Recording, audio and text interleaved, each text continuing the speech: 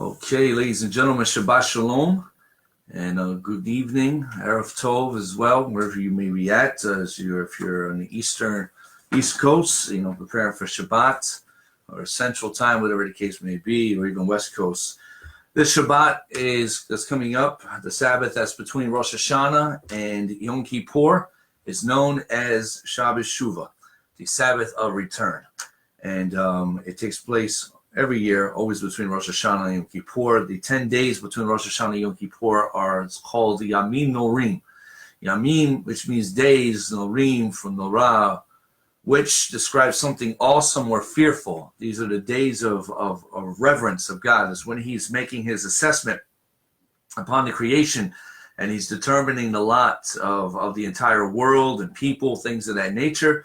And so the message of Tshuva is very urgent. In fact, in the Haftarah this weekend, we read from two sections if you're Sephardic and Yemenite and Italian tradition. We read from Hoshea, we read from Yoel, and also from Micha. We read from 3 sections of the prophets. But for our Torah reading, we are reading from the Torah portion of Parashat Vayelech, which is usually read together with Nitzavim, usually in leap years, like next year, these two are usually bound together, but in non-leap years, we'll read them separate. And so they're very short apart from each other. So Vayelech, upon the surface, may kind of just seem to be a continuation from last week's Torah portion, but there is a theme of Teshuvah with the side parsha Vayelech that I would like to touch base on tonight, as we are in the closing hours of the high holidays, at least for the central apex of the theme of assessment, or what some people perceive as judgment. We still have Sukkot to go by, Shemini Atzeret, and Simchat Torah as well, to wrap up the fall high holiday season. So nonetheless, we see in this week's Torah portion in Deuteronomy 31:19, God tells Moses to instruct the Jewish people. He says, "Ve'ata kitvu lachem et hashira hazot," and now that they should write this song for themselves. And the Torah is called a shira, a song. Now it's interesting that we read contextually, the idea of a song is juxtaposed to next week's Torah portion, which is Ha'azinu, which is actually God's love song to Israel, where he does utter many rebukes to the Jewish people. It's a form of prophecy, actually, that most of it has actually come to pass with many Jewish people returning to the state of Israel today, but that's another subject matter. But what we see here is the Torah is called a shira, it's called a song. However, when you look at the context of it being called a shira, you see that it's followed by a warning that when Israel goes astray, that this song will testify against them. It's not specifically a song, but that the Torah itself will testify against Israel. And I believe this is very important to understand as we go into Shabbat Shuvah, especially for some people who have not kicked into gear yet when it comes to, basically relinquishing themselves before God, giving up on their pride and their ego in relation to the Torah. In Proverbs chapter 6:23, King Solomon says, "Kirnir mitzvah v'Torah or," that a mitzvah, a commandment, is like a candle and the Torah is light. In other words, that just as light precedes the world, so too does the Torah precedes the world. We have the concept of the physical property of light, the speed of light. In other words, it goes before, defies the laws of gravity and things of that nature. Light, we say, it travels at the speed of light. The idea that the property of light is something that precedes the world, being bound with God himself. And what we learn from this concept of Solomon is that the Torah also precedes the world. So what we learn over here about a shira, a song, when you think about songs and singing in our world today, different songs have different effects upon people. There's love songs. People were saying R&B songs or different songs of country music, love-stricken songs that may recall pains of the past of a former relationship, maybe with a fiance or even a former spouse that they had a divorce, God forbid. And so there's certain songs that one might sing, or there's other songs that a person might relate to other milestones in their life, whether that's for good or for bad, depending on what that song triggers or reminds a person. Many times today, you could be in the car, and depending how old you are, if you're in your 50s, you might hear some good classic rock from the 70s come on, or from the late 60s, and next thing you know, you're taken back in time to when you were in high school or college, and those songs bring you back to something, and so you start singing along with those songs.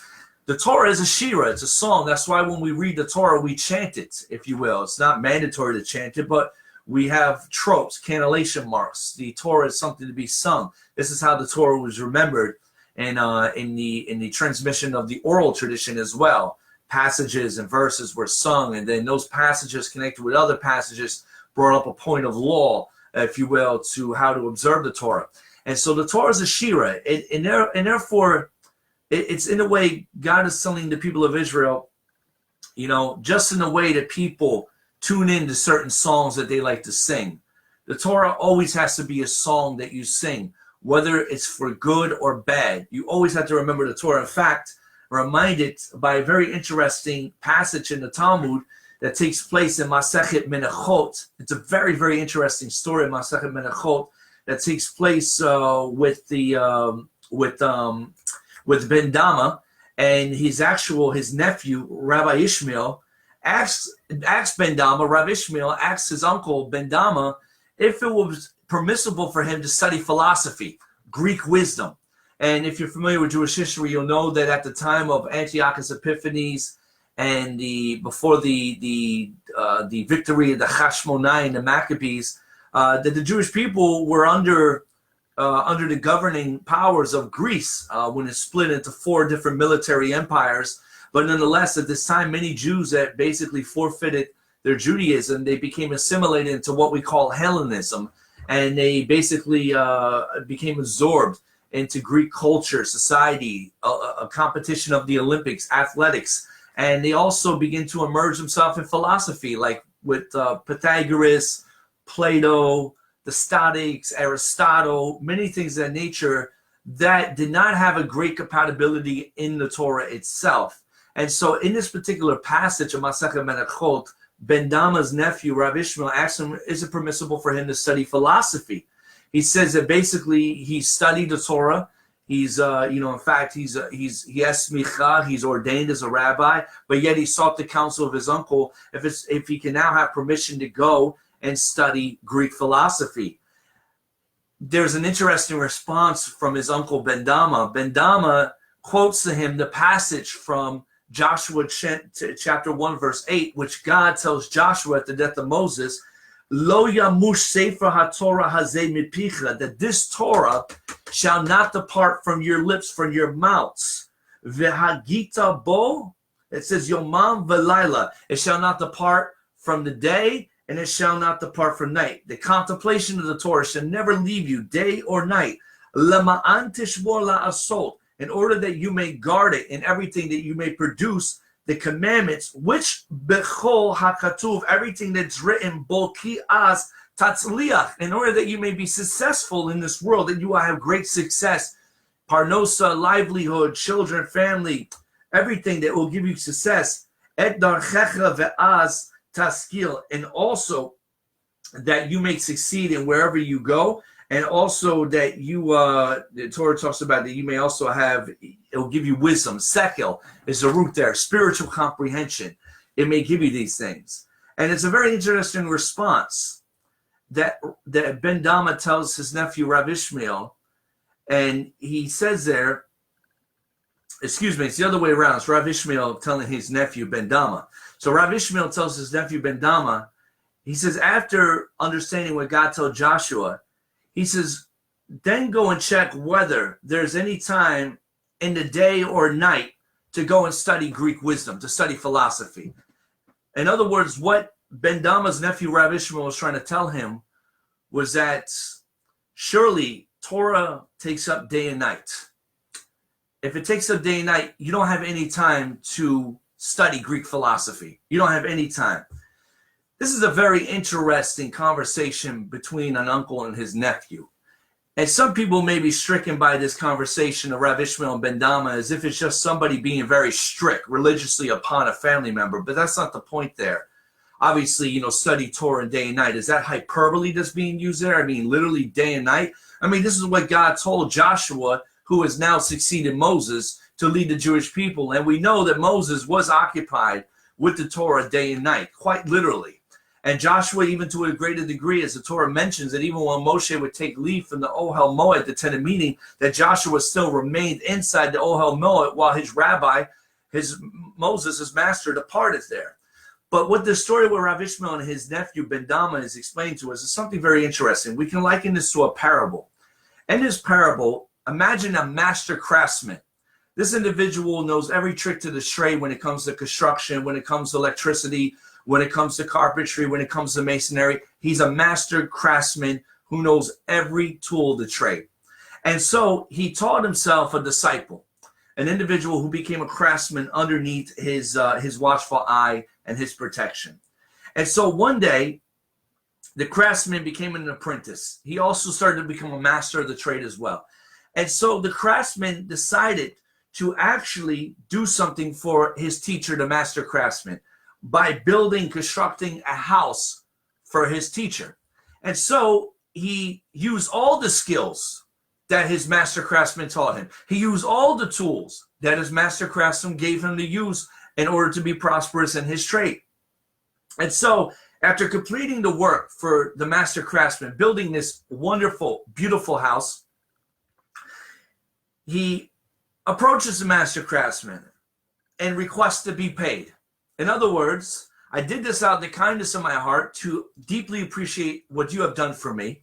However, it doesn't hurt for me to receive a little bit of payment from what you have bestowed upon me. After all, I learned from you greatly, and look at all the fruit of your labor. It's paid off. I would like to get paid for this. The master craftsman responds back to his disciple, the apprentice, the craftsman, and he says, I want you to realize something, young man, that the skills that you have been given, or the skills that you used to build this edifice, this house, were not your skills. The tools that you used to construct this house were not your tools. In other words, everything that you know comes from me. It kind of reminds me of what Yeshua told his disciples, that the student is never above the teacher. The student is never above the teacher. In other words, it doesn't mean that the student can ever be equally with the teacher. A teacher can only teach a student how much the teacher wants to teach. And therefore, a teacher can teach in a very restricted manner and give a certain student the tools that he feels that student needs, but yet the teacher has never really revealed his full essence. And so for a student to ever think that he's one up or as equal with the teacher is foolish. So the master craftsman responds to his apprentice's chutzpah, and he says, listen, young man, every tool that you use and every skill that you use to make this did not come from your own being. It came from me. It's mine alone. And you have the audacity and the chutzpah to ask me to give you a little bit of tzedakah, some money, to do something that if it wasn't for me, you wouldn't know anything. You wouldn't know how to read a measuring stick. You wouldn't know anything between the properties of masonry. You wouldn't know none of these things. So it is when it comes to this conversation between Rav Ishmael and Ben Dama, his nephew, when it comes to study the Greek philosophy.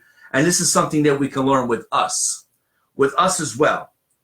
We have to understand that the day and night belongs to God. As God told Joshua, Lo yamush sefer haTorah hazeh mipicha v'hagita bo yomam v'layla. Do not let the contemplation of this Torah elude you either by day or by night. Why is that? Because God owns the day and God owns the night. And guess what else God owns? God owns all the tools that he has given us. What are those tools? God has given us a mouth to articulate speech and to communicate. What do we do with that speech?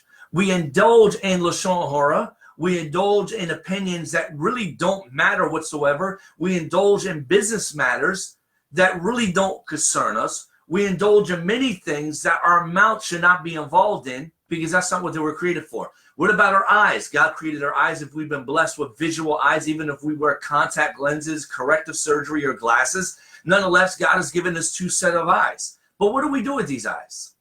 We can say, we look at things that we shouldn't look at, lustful images, but even then, we look at certain things where we have the enticement for greed or desire or envy. We see things that God has not placed within our visual peripheral, but yet we desire to have that, and yet we use our eyes to covet things that we shouldn't be coveting. Or what about our ears? We have full hearing, but yet what do we use our ears for? We lend our ears to things that we should not be listening to. Of course, there is the extreme of listening to ungodliness, like bad music or television, things like that. But even outside of that, we can lend our ears to things that we shouldn't be listening to when it comes to religious purposes. We lend our ears to that when God has given us ears. And there's many other areas in life that God has given us tools. And what we do is we harness these tools as young people. We become adults. We acquire an education. We may have a great GPA or IQ. And then many of us are blessed with other gifts and talents. Some people may be phenomenal musicians. Some people may be great when it comes to the economy and making money. Some people may be great as teachers. Some people may be counselors. Some people may be scientists. But what we do is that we take credit for our accomplishments. And we think we have achieved this. We have done it. I'm almost reminded of the scene in the Doctor Strange movie, for those who watch movies a little bit, of the recent one that came out over a year ago, where Doctor Strange is this phenomenal physician. He's this phenomenal doctor. He believes his hands, it's almost like the Torah tells Israel, do not look to your hands to say that you accomplished all of this prosperity. And he thinks his hands are the miracle workers until he goes off a cliff, gets in a horrific accident, and no longer can he use his precious hands like he used to use them. And so that is how many of us act. We think that our strength, our intellect, our intelligence has allowed us to acquire such or certain things in this world, recognition, etc., etc. And the reality is they don't belong to us. They don't belong to us. God is the one who has given us the grace to be able to have anything. He is the master craftsman. We are simply the apprentice unto him. Everything belongs to God, and therefore we technically do not have any permission to make use of what God has given us for selfish purposes. Not selfish purposes whatsoever. And therefore, I'm reminded of the passage of 1 Chronicles chapter 9, 29, verse 14. It says over there, because everything is from you, acknowledging God, and from your hand, we have to give everything back to you.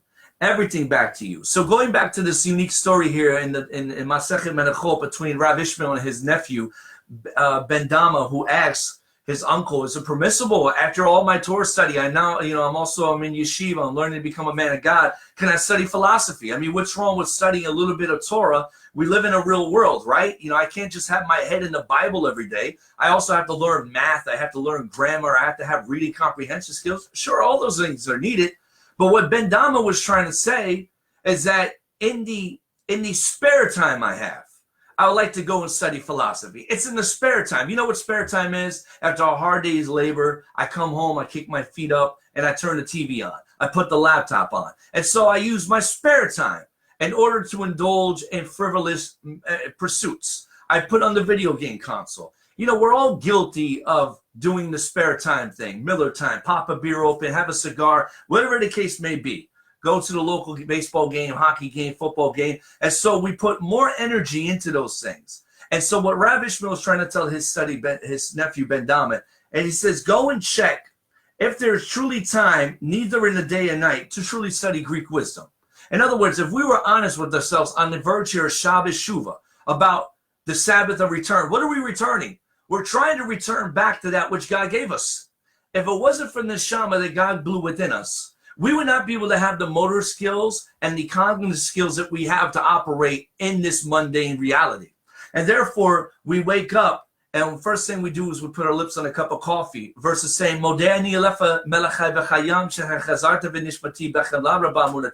instead of thanking God for allowing the soul to return back to planet Earth, to allow us to be able to put our hand to the plow for the kingdom another day.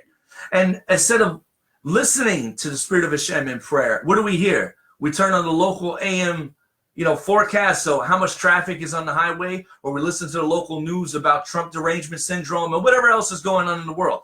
Our ear hears something that it shouldn't hear when we should be hearing something pure for the soul. That's the same thing with our speech, many other things that are involved in. The Torah, Shabbat Shuvah, is all about a shira. The Torah is a reminding us it's a song. There's a song. A lot of people in the morning when they wake up, they have maybe programmed on their cell phone a song they wake up to. People do that. I don't know how many people, if you're in high school, you remember in high school, you wake up, you have a favorite tune you turn on. I remember many of my hip hop artists I would listen to, I would get up in the morning to get dressed, get me in a state of mind. That's what it was. It's a state of mind. Are we in the Torah state of mind? That's the idea. This Torah is called a shira. What type of shira are we singing here to God? It's a song to wake up in the morning with joy. You know, I have a couple gentlemen that attend here for our Shachrit morning meetings. And when I'm in my office and it's about 5:30 in the morning, you know, how do I know? Sometimes the cars will come in the parking lot. How do I know who's here? Because there's a couple of the men, when they get off their car, I can hear them whistling and I can hear them chanting. I hear them singing. What are they singing? They're singing passages of Psalms. They're singing, "Thank you, God." It's 5:30 in the morning. And they're here coming to join prayer. And I know the first thing is on their mind is they're singing a Shira. They're singing unto God. This is the proper attitude that we're supposed to have, and we're honored with ourselves. That God tells Joshua, hey, don't let this Torah depart from contemplating it day and night. Can we truly justify that, hey, I could squeeze a couple of minutes in here and there in order to waste my time on frivolous things like watching the soccer game, watching the football game? You know, when sports comes around, I'm a big newtnik, especially when the NFL, or for all the soccer fans out there, I see all this passion of people for their team. You know, they wave their flags, they're shouting for their team. But I'm like, where's all this zeal and zeal when it comes to God's word? If people would put that much energy into the Torah, into a pasuk from the word of God, I would be amazed at how much the world would go. You know, especially when I moved to Canada, you know, Toronto's a very international city. You have people, when the soccer games come around, the World Cup, they'll put on the hood of their car, they'll put flags of their home countries or the country they're going for, and they're running around here with big flags. It's almost like American Patriots, but on steroids for soccer. And I'm sitting there thinking, if people were that gung-ho when it came to Hashem, the world would be a totally different place. Now, I'm not trying to make people religious fanatics. Once again, we obviously have a space and time. We have to go to work. We have to bring food home for our families, and we have to make a living. There's no doubt about that. But our ability to invest in the Torah makes us better at those things in the business world. How can I be a better businessman when it comes to learning to make kosher money? How can I better run my business or treat my employees if I have employees? How can I be a better employee if I'm working underneath management? In other words, the Torah teaches us, but if we're not properly engaged in it, then how are we going to know? There's a perfect example. About last year at this time, I was at one of the Judaicas here. There was a couple businessmen that rushed into the Judaica right in between Rosh Hashanah and Yom Kippur. And they rushed in and they asked the store owner, they say, we need, where's Shas at? Where's the Shas? In other words, where's your compilations of the Talmud at? And it rushed over and it said, we need to hurry up and we need to look at a couple Masechtot, a couple tax rates. And I was looking at them, they were like rushing to hurry up like they're catching a flight. I'm like, what's going on here? So I kind of stuck my nose in where it didn't belong. I wanted to ask this one gentleman, I said, excuse me, sir. I said, what's the urgency here? What are you doing? He says, he says, I've been a businessman for over 40 years. And he goes, I've neglected the Torah on how to conduct myself in kosher business, how to be better at business as a Jew. And he goes, I don't want to take another Yom Kippur, another Rosh Hashanah for granted, not knowing if God will allow my business to go under this year because I've taken God's grace for granted. This man decided to cancel all his golf games or whatever the heck he had going on at that time, pleasures and things like that, in order to delve in to the study of the Torah so he can actually be more better in God's word, so he could be upon his lips, so he can conduct himself better as a businessman, a CEO, and he had his CFO with him.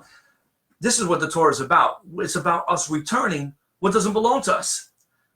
These eyes are not us. This mouth is not ours. These ears are not ours. We may think it's on our physical being that it's ours, but it's not. We think the skills that we have, it's ours. It's not ours. God is the master craftsman who's giving all of these. And so on the heels of Yom Kippur and Shabbat Shuvah, I'm reminded of the passage of Malachi. Malachi 3:22, verse 4. It's the very same passage that we read right near Passover. We talk about we read right before Passover. It's the Malachi passage where it says, remember the Torah of Moses, my servant. Remember the Torah of my servant Moses. It doesn't say remember anything else, but the Torah of my servant Moses. And God says, before I send you the prophet Eliyahu, who is going to bring the hearts of the fathers back to the children, and vice versa, it's all about remembering the Torah of my servant Moses. That's very, very important over there. Why is that?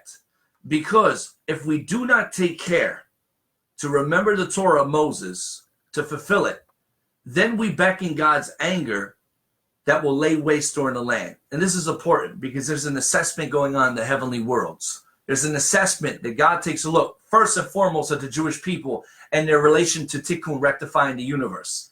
And if people are not conscious of what they're doing with the tools that God has given him, with the Torah, then God allows, we see the angel of judgment, we allow to see things to transpire and materialize in the physical universe, all because the Torah has been neglected. It's been neglected. And so what do at this hour? We have to recognize essentially that it's Shabbos Shuvah, and therefore we have to return that which back to God, which doesn't belong to us. Every morning in Siddur, we say, Elohai neshama shenatata bi, tohara hi, atava atayatata, atanafachta bi. It says, my God, the soul that you have placed within me is pure. The neshama comes strictly from God. It's called neshama, it's from the root nesham. When God took Adam, he gave him CPR. Adam was the original shofar. God blew a breath in. He blew a piece of himself into Adam. Ve'apav nishmach. God blew a piece of himself. Nishmach chaim. Adam became a living soul. But what happened with Adam with that soul? He took it for granted and he sinned. You and I are fragments of Adam, of that neshama. And therefore, the soul that God has blown into us, he's formed us, he's made us. And this prayer goes on to say, eventually in due time, you're going to take it from us. You'll take it from us. Why?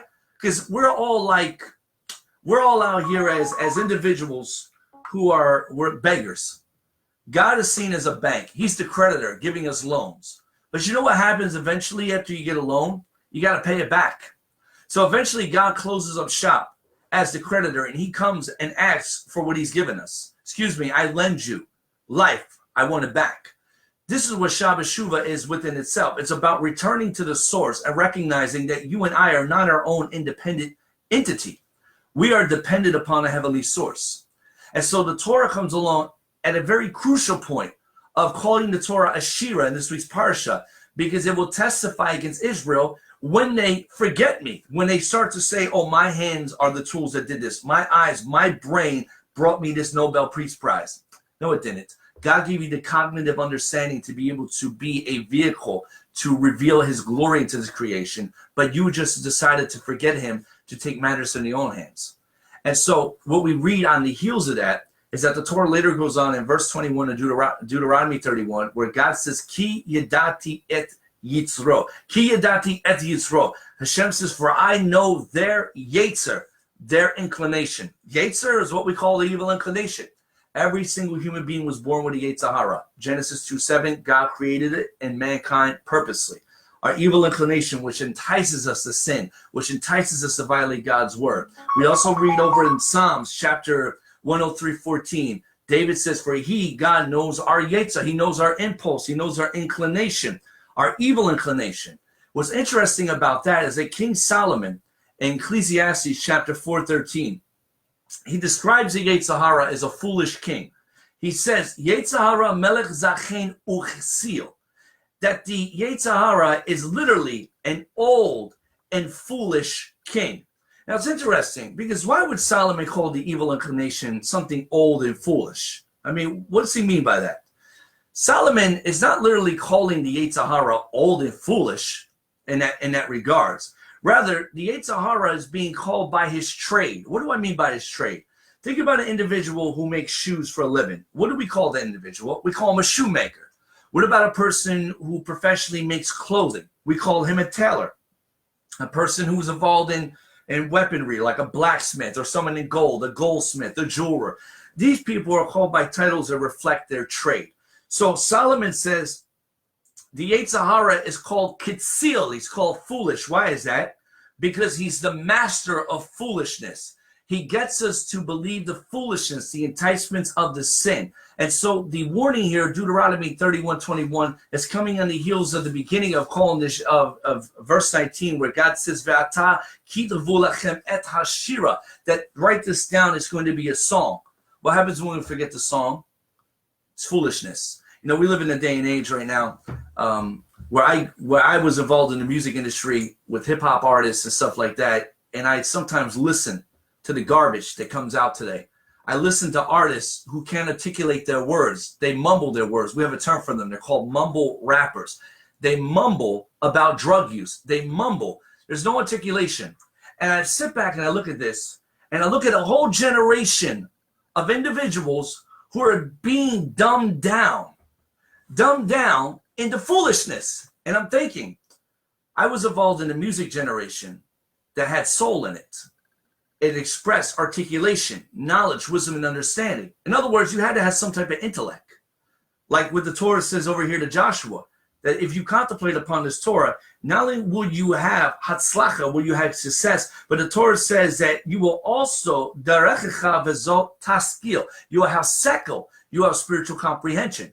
And when I listen to individuals, I look at some of the youth today, I see them sing along with these songs. Once again, a song, a shira, and they're stupefied and they're desensitized. So that's what happens when we forget the shira of the Torah. We forget a song, a soul, a song that has a shechina involved in it, a song of substance. And we trade that song, figuratively speaking, for a song of the world, for a song of pursuing materialistic pleasures and desires of the flesh. What does that make us? It makes us kisil. It makes us foolish. It makes us a bunch of dummies. That's what it makes us. And so the Yetzer Hara is called kisil, not because he's actually foolish, but that's because the Yetzer Hara is a master of foolishness.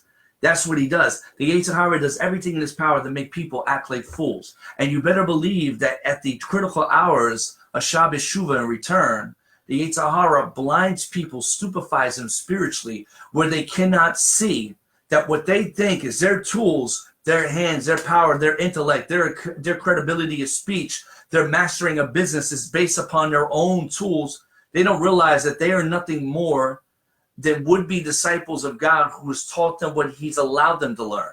They don't own anything. In fact, I'm reminded of an interesting story that there was an individual that was thrown in jail. And when this man was thrown in jail for apparently speaking slander, he didn't speak slander, he was innocent of it. He noticed the Yetzer Hara in jail. And he sees the Yetzer Hara and he goes to the Yetzer Hara and he says, listen, they lied about me. They literally slandered me. None of it was true. They slandered me and they caused me to be put in here against my will. But you, the Yetzer Hara, who slandered you? You caused people to slander, but who slandered you to throw you in here? Why on earth are you here? You are a kasil. This story is all an allegory. The story is about the individual that was thrown in jail. His Yetzer Hara was speaking to him, trying to undermine him, trying to get him to be foolish. And therefore, that's the nature of the Yetzer Hara. We're in the middle of trying to return to God. We have foreign thoughts that will pop up. We will have certain things that come before us, and it will blindside us and stupefy us where we forget the original shira of substance, the original song of substance, which is the Torah. And so, friends, Shuvah, it can only be completed when we return completely to God and we completely remove ourselves from the chet, from the avera that tries to hinder us from going back to God. This is what Shabbat Shuvah is. It's all about returning to the source, returning to the one who has given us everything. At the end of the day, your life does not belong to you. Your kids don't belong to you. Your money does not belong to you. So if anyone has been struggling and wrestling with the idea to fight for their survival or their individuality in this world, do yourself a big favor this Shabbos. Stop trying to be an individual. Stop trying to fight for your survival in this world. It's not about you. It's about God using you for something greater than your own intellect. That is the idea here. And therefore, if we can stop the excuse of working so much energy and hours in this world where we have a little bit of downtime and we invest in that downtime, social media. People waste hours and hours on stupid social media. They have it all in their phones. They're on YouTube, they're on Facebook, they're on Instagram, they're on WhatsApp. They put more hours into that than into this. And what's the irony of this is that they're so-called religious experts that if you say something that actually makes them offended doctrinally, they will try to refute against you, but yet they have not put any hours of study into this work. However, what most people do is they use Facebook, right? They're on Facebook having religious conversations about things they don't know nothing about, but yet they don't face the book. That's what this is, the original Facebook right here, friends. This is it. This is the original Facebook. Lo yamush sefer haTorah. The Torah is the original Facebook. Hazemi picha, and the Torah must be always contemplated within your mouth. V'hagita bo yomam v'layla, every day and every night. People are up on Facebook till 2 o'clock in the morning, scrolling away, harming themselves spiritually, and they're not on the actual book. So friends, I want to challenge you. return back to the original book this Shabbos. Return back. Bring everything back that does not belong to you to God. And recognize that if there's something enticing you to not do that, that's the Yetzer Hara, who's the master of Chassil, the master of foolishness. His job is to try to get you to be foolish, to sing a dumb song, a stupid song. You know, those songs that are sung out there in the world today, those are songs of foolishness. They make no sense whatsoever. They're temporary. They're 5 minutes. That's all they are. That's why we live in a generation of simplicity. Attention span is so short. The song of Torah, the song of Shira, requires great strength and exertion. You have to invest time. You have to sacrifice. This is the part of Shuvah. It's about returning back to the original song creation, the song of the Torah to God's mouth. So friends, I want to challenge you as you enter the Shabbat Shuvah. Well, we have days left till Yom Kippur, when we finalize the assessment hour up to Neilah, the closing of the gate service on Wednesday night. And take some serious time in contemplating on this Shabbat Shuvah where you're at, and return that which does not belong to you back to God. Give it back to him. Your eyesight, your speech, whatever it is, if you have not been using it for him, give it back to him and let him use you for something greater than your own ideology, your own philosophy, and your own plans in this world. Solomon also tells us, don't lean on your own understanding. Do not lean on your own understanding. Throw your brains out the window, figuratively speaking, and continue to engage in God. I challenge you. Take how many hours you're on this silly social media. Get off of it, you know. How much time you're on WhatsApp, taxing away. Get off of it. Start investing in this. If you start investing in this, you'll see how much you gain in a year compared to what you lost in former years. The gain of a mitzvah is a mitzvah. The gain of a nevera, transgression, is a transgression. Eventually, one will snowball effect. So you have the choice to make. You either make it or you don't make it. Eventually, what Moses tells us at the beginning and closing here is that this Torah is going to be a testimony. It will testify against the people of Israel, whether they did what was expected of them or whether they failed. Obviously, the test will tell. It's like mixing water with oil. Oil eventually comes to the surface. So friends, may the mitzvah of the Torah come to the surface and shine in your light. Have a blessed Shabbat Shuvah and Lashana Tova, Gamar Chatima Tova, and may you have a happy new year, and may you be inscribed for good in the up-and-coming year of 5779. May the God of Abraham, Yitzhak, and Yaakov bless you and your family. Shabbat Shalom.